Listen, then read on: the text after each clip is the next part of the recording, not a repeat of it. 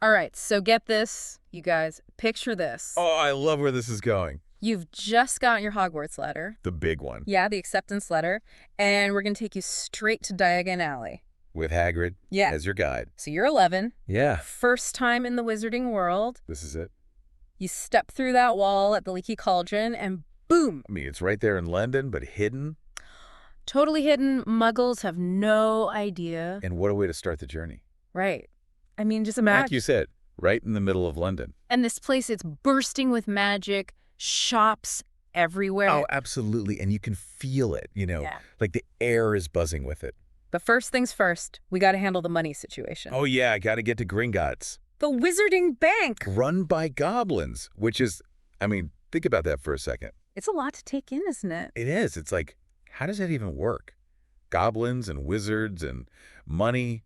What's the power dynamic there? Big questions. Big questions. And the bank itself... Oh, forget about it. I mean... miles under the city. Guarded by dragons. No muggle thief is getting in there. Ever. They even have these crazy anti-theft charms Hagrid mentions.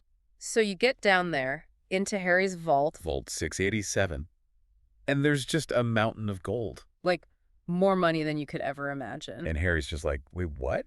Right, he had no clue. Talk about a family secret. And while you're there, remember Hagrid's got that secret mission from Dumbledore? Oh, yeah, to get that package from Vault 713. The high security one. Super high security. The whole thing's a bit mysterious. Definitely raises some questions, like what's in that package? Why all the secrecy? It's got to be something important. Oh, yeah, something's up. For sure. But, okay, bank stuff done. Time for the fun stuff. Let's hit Diagon Alley. Shopping spree. Exactly. You walk out of that bank, and it's just sensory overload. Smells, sights. Especially that apothecary. Oh, my goodness. Ugh, all those weird ingredients. Dragon liver, beetle eyes, powdered unicorn horn. Like, what? It makes you wonder about wizarding medicine, doesn't it? Absolutely. So first stop, Madame Malkin's. Good robes. Got to get those Hogwarts robes. What house do you think you'll be in? Oh, that's the big question. It is. And while you're getting fitted, you bump into another first year. Draco Malfoy. Oh, yeah, he's something else. Talk about first impressions. Right. Immediately starts going on about being a pureblood wizard. And how he's definitely going to be in Slytherin. Because all our family been, that's what he said. Yeah, and then he even puts down Hufflepuff. Calls them a lot of duffers. Like, come on, not cool. Not cool at all, but, Hagrid sticks up for Hufflepuff. Yeah, he's like, there's nothing wrong with Hufflepuff. Good for him, but still, it's just like a little reality check. Yeah, even in the magical world. There's still prejudice. Sadly. Yeah. Makes you think. It does. But anyway, moving on, this is also where you and Harry first hear about the Hogwarts houses. Gryffindor, Slytherin, Ravenclaw, Hufflepuff. And Quidditch, of course. The wizarding sport. Even though Harry's a wizard, he doesn't know any of this stuff. He's starting from scratch, just like you. And Hagrid tries to explain Quidditch. Played on broomsticks with 4 balls. Sounds intense. Oh, absolutely. But then he throws in this little bit about Slytherin. Oh, yeah. He says something like, there's not a single witch or wizard who went bad who wasn't in Slytherin. Kind of a heavy statement, don't you think? It is, right? Yeah. Makes you wonder if your Hogwarts house really determines what kind of person you become. Right. Like, is it destiny or choice? That's a big question. A big question we'll definitely keep exploring. Definitely. And after all that, there's just one more stop. The big one. Ollivanders. For wands. That's gotta be an experience. Oh, absolutely. We'll dive into that next time. Can't wait. I mean, thousands of wands, right? Oh, yeah. All in this tiny little shop. Mr. Ollivander must know them all. He does. He remembers every single one he sold. That's crazy. It is. And that's the thing about wands. They're not just tools. Right. They're more than that. They choose the wizard. That's what Ollivander says. Exactly. Not the other way around. So you try out a bunch of wands. And nothing feels right. Yeah, some even backfire a bit. Yeah, like that one that made all the flower pots explode. Oh, yeah. Poor Mr. Ollivander. He wasn't too happy about that. But then he brings out this one wand. He's like, holly and phoenix feather, 11 inches, nice and supple. And you hold it, and it's like, boom. Magic happens. Sparks fly. The room lights up. It's a perfect match. You found your wand. Your magical partner. And Ollivander drops this bomb. He remembers the wand that gave Harry his scar. The one Voldemort used. And guess what? It has the same core as yours. A phoenix feather. From the same phoenix. I mean, what are the chances? Right, like out of all the wands in the world, It's like fate or something. it is. It's this instant connection between Harry and Voldemort. That's intense. It is. It makes you think, like, does that mean they share some kind of magical ability? Or a deeper connection? Who knows, but it's definitely something to keep in mind. Oh yeah, this little detail is gonna be important. Absolutely.